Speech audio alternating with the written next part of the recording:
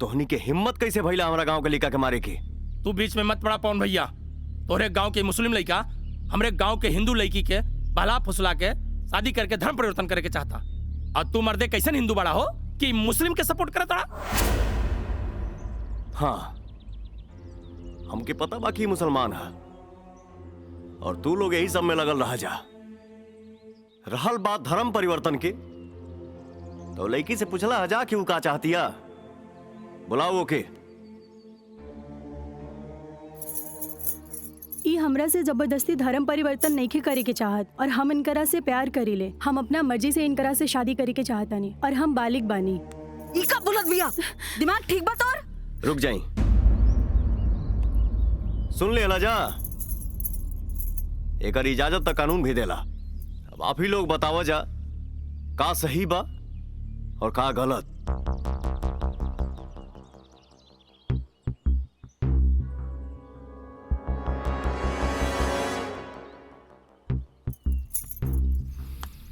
देखा, हम तोहनी के साथे बानी।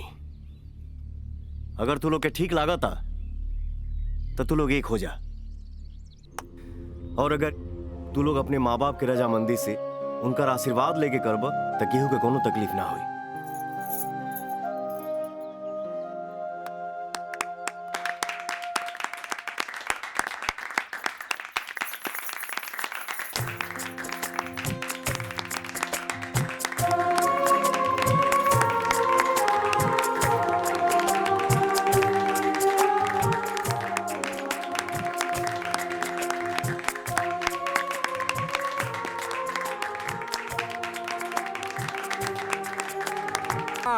अब की बार भी मोदी सरकार। सही कहला ना का कहबा भाई, देश ओनिए जा रहल बा त जा रहल बा। ई कौन आई लोग? नया लौकता। हाँ नया? हाँ नया लौकता। पैंट शर्ट में बा मर्दवा। बड़ा स्टाइल से। ए भाई सुना, हाँ। शिकारपुर जाए के बा। शिकारपुर की मंगलपुर? शिकारपुर। शिकारपुरे हाँ, नु? शिकारपुर। हाँ तहने आवा। हाई गड़िया तहार ह? हाँ बिल्कुल। यही से जाए वाला बड़ा का? और कौन चीज से जाए? अरे मर्दवा, तब तक धक्का धक पहुंच जाई बहने। सुना, अच्छा हाई लौकत आगे रास्तवा हऊ। हाँ ओई जैसे बाएं बगलिया जा।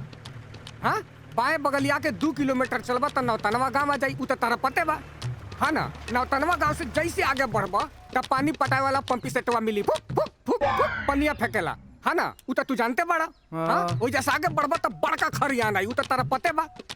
अब भैया हमरे पता रही तो तारा से काहे पूछती? तब पता नहीं खे तो हमरा भरोसे निकल रहा है। इतना बड़हन गाड़ी लेके मर दे। रह दा, जा हो जा। अरे भैया रह दा, हम देख ले, हम देख अरे ले। ढूंढा ढूंढा एहसान करबा का? ए जब फसल बा पूरा खेला हमार एहसान करी है। बताओ भाई, भलाई के जमाना बा। नहीं भाई, हम नहीं पता तो- बता बतानी, ई मालिक ना बुझाता ड्राइवर। साइड में लेना, थोड़ा ए ऊपर। मैडम, नया कुछ हो रहल बा का? कहीं तो पूजा करा दी। ए मैडम, काची की दुकान खुलल बा? ये दुकान नहीं बैंक है। अरे कौन बैंक मैडम? ये दे दनादन बैंक 3 महीने में आपका पैसा डबल कर देगा। डबल? वो भी 3 महीना में? हाँ। क्या बात है? तो ई ली हमारे 1000 के नोट आज जमा कर। खोइली 500। मैडम हमारे पास 200 है, जमा हो जाए ना? ए मैडम, हमरो पैसा जमा हो जाई। सबका पैसा जमा हो जाएगा, लेकिन आज नहीं कल। आप लोग कल आइए 10 बजे। अच्छा ठीक बा। ए चला लोग, बिहान 10 बजे आवल जाई हमनी के। आओ तनी मैडम जा। चला। कल ज्यादा चलो भाई, पैसा। चला।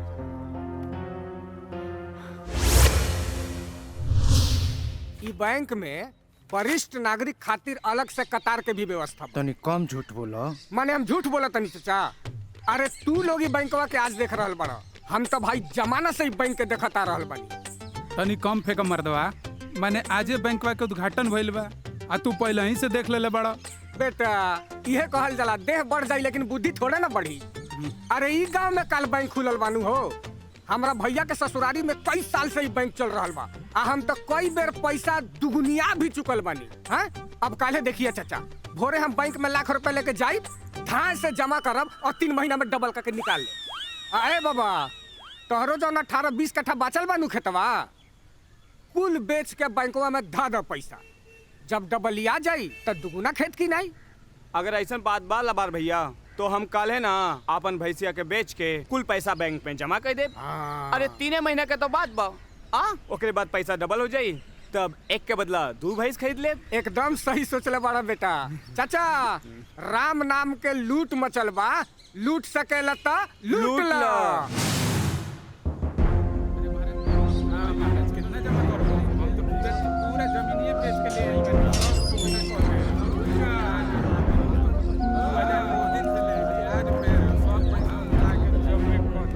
जमीनवा बेच के ले बनी सब बेच के तोहरी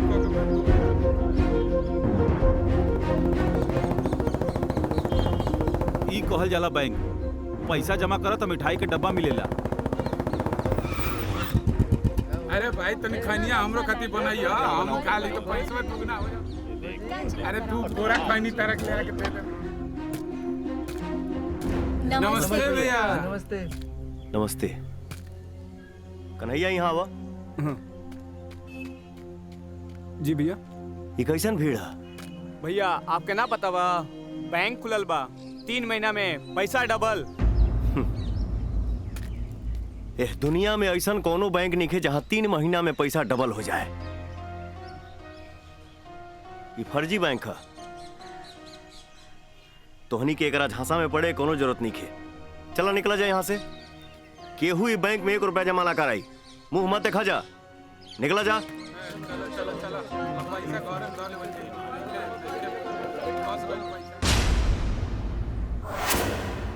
अरे कौन है ये आदमी?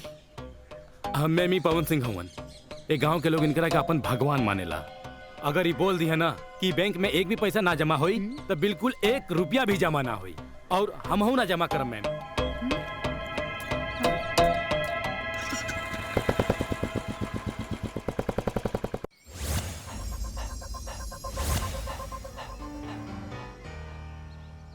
क्या नाम बताया उसका? पवन सिंह। होकर कोनो न कोनो इंतजाम करे ही के पड़ी। हम अपना बिजनेस चलाने के लिए शासन और प्रशासन के साथ हाथ मिलाते हैं, लेकिन लगता है दोनों फेल हो गए।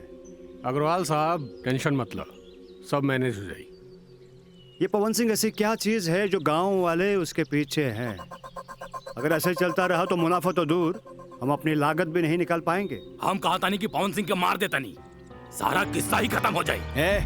चुप करा, तू नावे के बाहुबली बड़ा, दिमाग तो तारा लगे चारा होना के नहीं खे। अग्रवाल साहब, पवन सिंह के गांव में बड़ा नाम और प्रतिष्ठा हो, ओकरा के मार देला से गांव में टेंशन के माहौल पैदा हो जाए, और हमनी के टेंशन के माहौल में धंधा ना जमा पाई। तो क्या चाहते हैं? एक छोटे से इंसान के लिए हम अपना बोरिया बिस्तर लेके चले जाए? ना ना, तनी वक्त के इंतजार करे के, जब समय आई तो पवन सिंह नाम के कांटा के भी उखाड़ लाल जाई। उखाड़ दो उसे, नहीं तो तुम तीनों को उखाड़ दूंगा।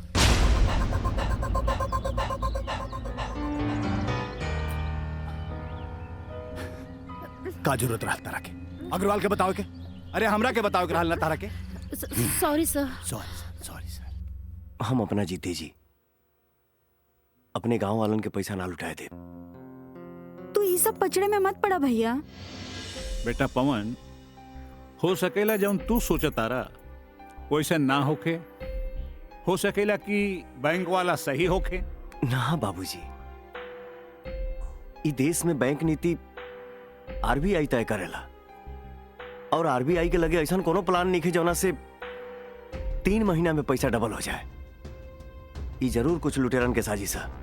अरे बेटा छोड़ा ये बैंक वैंक के चक्कर, तू अपने घर परिवार पे ध्यान दे। और सुना, सुमन के ब्याहे खातिर 20 लाख रुपया जमा हो गई।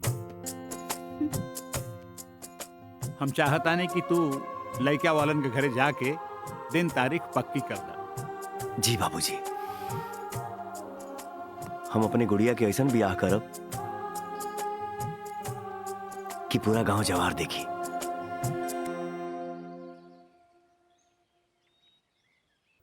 प्रणाम।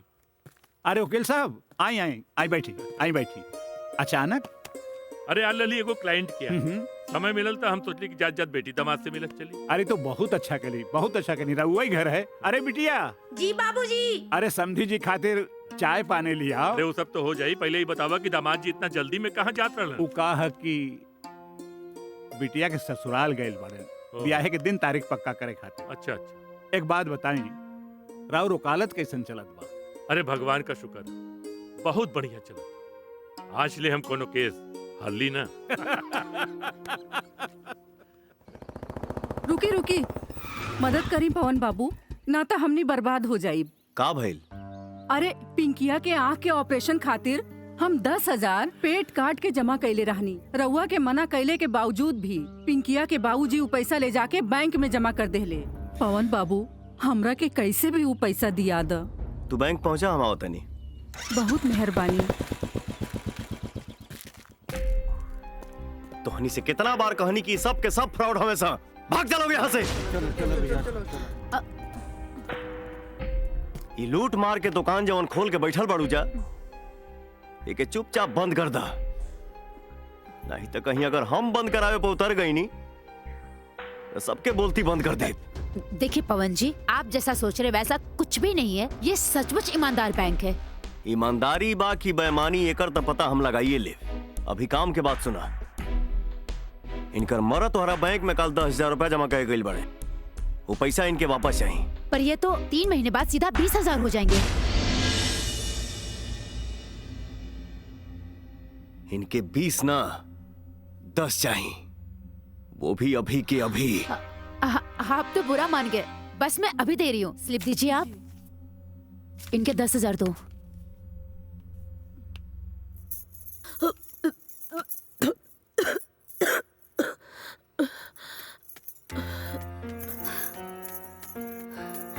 काबिल बूजी? कुछ ना। अरे रवा रुकी, हम उल्टी रोके की दवाई लेके आवतानी। अरे सुना, ई दवाई से ठीक होके वाला रोग नहीं खे। ए भाई, भद्रकाली मंदिर जाए के बा। भद्रकाली मंदिर की कंकाली मंदिर? भद्रकाली मंदिर। हाई मोटरसाइकिल से जइबो? हाँ जी। हाँ तो ठीक बा। हाई चल दा सीधा। अगला सीधा के पाय मुड़ दिया। पाय अरे बदलिया, अरे बदलिया कुछ पता है हमारा। पाय अरे बदलिया, अरे बदलिया सिंह के फिल्म लागला मर दे। ए मर्दवा, हमारे इतना मालूम रही तो हम चल ना जोईती। अब कैला ना कायदा वाला बात। बियाह भइल बा? हाँ। आ केचा के चिका गो बा? 3 गो। हमारा भरोसा पैदा कैले बड़ा। ए मर्दवा, तू ऐसा काहे बोलत रहा? हम बोलता नहीं। जब लड़का हमारा भरोसा पैदा नहीं कैले तब पता का है हमारा भरोसा पूछे निकल गया मर्दे। अरे निकला मर्दे, हमारा कुछ और निकाले के क्या मर्दवा बोले? पता नहीं कहां से चलो तर से उल्लू के पटा भाग।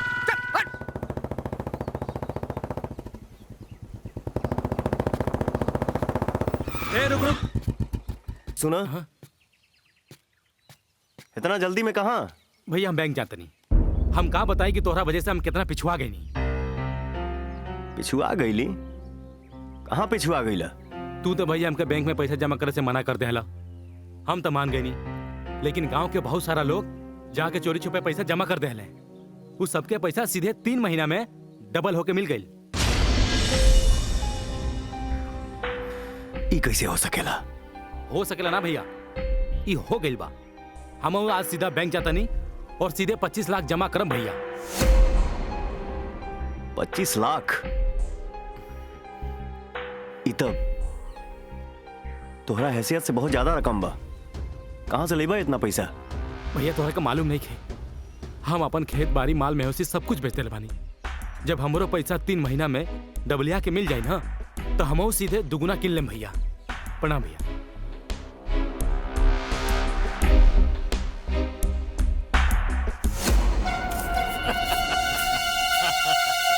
चलो ठीक है।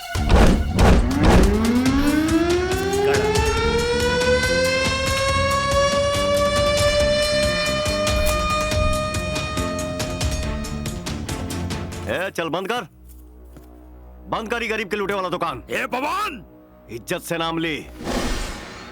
ऊंचा आवाज में बात करे वाला के हम जबान खींच लेनी। ए, होश में तो बाड़े थे। चुप। तो से बात करनी है? चुपचाप बैठ। सुधर जो, नहीं तो सुधार देव। पवन है, टंगरी धके बीचे से फाड़ देव। पुलिस के सामने बदतमीजी से बात कर बेटे। तुम्हारे पास सबूत है कि हमने फ्रॉड किया है? जब सबूत हो तो बात करेंगे। ना कम करेंगे ना बेसी करेंगे। जिस दिन मिल गया सबूत, उस दिन तुम्हारी ऐसी की तैसी करेंगे।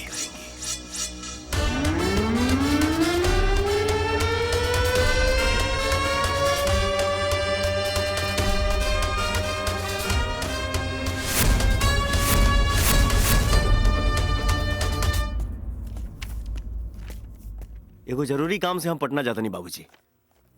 लौटे में 2-4 दिन समय लागी। अंजना भी 2-4 दिन नैहर घूमई है। बेटा इतना कौन जरूरी काम आ गई जौन अचानक तोहरा के पटना निकले के पड़ल? लौट के आइब तो सब बताई। हाँ बेटा खुश रह, खुश रह। हाँ बेटा खुश रह, खुश रह। भैया पटना से हमरा खातिर कुछ लेके आई है। ठीक बा। प्रणाम बाबूजी। अरे नरेश बाबू, आई आई आई। अचानक बैठी बैठी। सुनाई ले मिठाई खाई। मिठाई कौन बात के भाई? हमार भाई हाँ हाँ बैंक क्लर्क से बैंक पीओ बन गई। अरे ओकर वाह। प्रमोशन हो गई बा। अरे वाह वाह वाह वाह वाह। सुमन बिटिया जल्दी से भगवान के सामने घी के दिया जलावा। हमार दामाद जी के प्रमोशन हो गई बा। हम चाहता नहीं हाँ ब्याह के दिन हाँ। जितना जल्दी से जल्दी हो सके उतरवा ली हल। जी जी बहुत अच्छा, बहुत अच्छा। लेकिन दहेज अब 20 ना 40 लगी।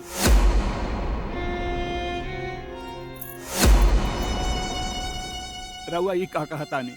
कुछ गलत हो ही ना कहता नहीं महाराज। पहले रहल क्लर्क तो 20 लाख,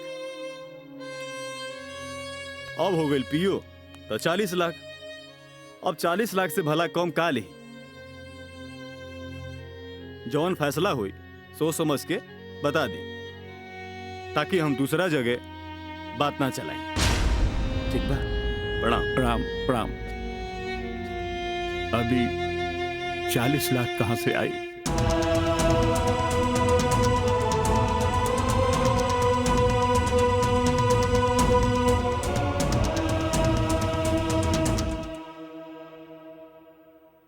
जी आइए बैठिए।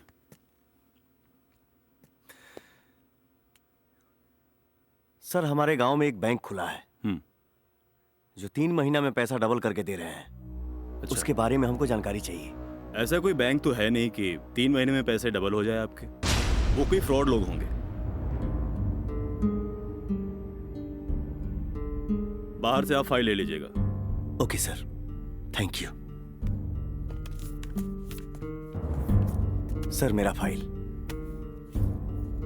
ये रही आपकी file. Thank you. Welcome.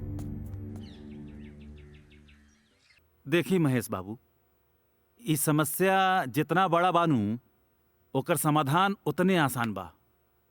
20 lakh रुपया जे रउआ सोन बेटी के शादी खातिर जमा कैले बानू नु, ओकरा बैंक में डाल दी और 3 महीना में पैसा दुगना हो जाई। ओकरा निकाली और बिया कर दी बेटी के। ना पंडित जी ना, पवन मना कैले बा। अगर ओकरा के पता चली ना तो बहुत नाराज होगी। अरे पवन के अभी बतावे के जरूरते नहीं खे। 3 महीना के बाद जब 20 लाख के 40 लाख मिली, ओकरा निकाल के बिया कर दी, झंझट खत्म। हमार तो यह राय बा। बाकी रहुआ जौन मर्जी। अब हम चलत नहीं। प्रणाम। प्रणाम।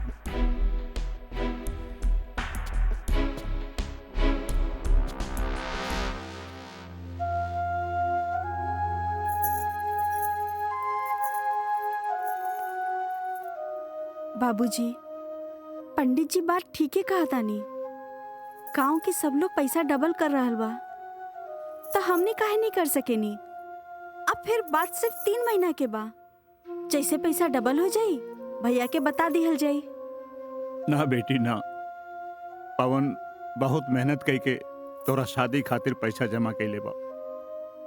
अगर कुछ हो गई ना तो हमनी के कहीं के ना रहब। पर हमार शादी मनोज से ना भइल ना तो हम ना रहब।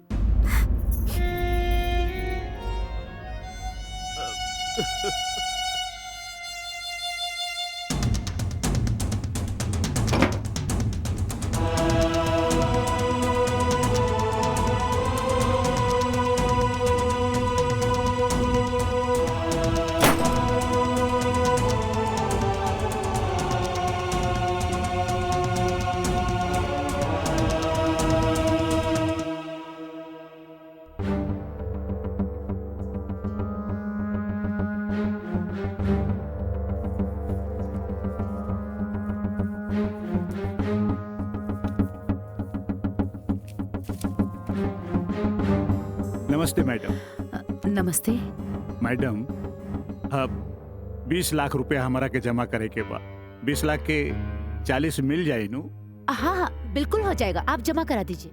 जी, वो कहा कि मैडम हमार बेटा बहुत मेहनत से रुपया कमैले बा। अब हमारा बेटी के दहेज देवे के बा।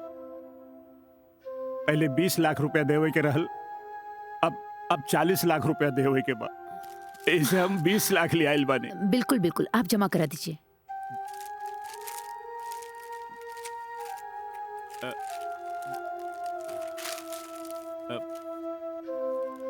40 लाख मिल जाए नु? हाँ हाँ बिल्कुल बिल्कुल। पक्का ना? हाँ बिल्कुल मिल जाएगा। लीजिए, आपका नाम? जी, सुरेंद्र सिंह। सुरेंद्र सिंह, एक रिसिप्ट दीजिए। लीजिए। मैडम 40 लाख मिल जाए नु? अरे आप जाइए, मिल जाएगा।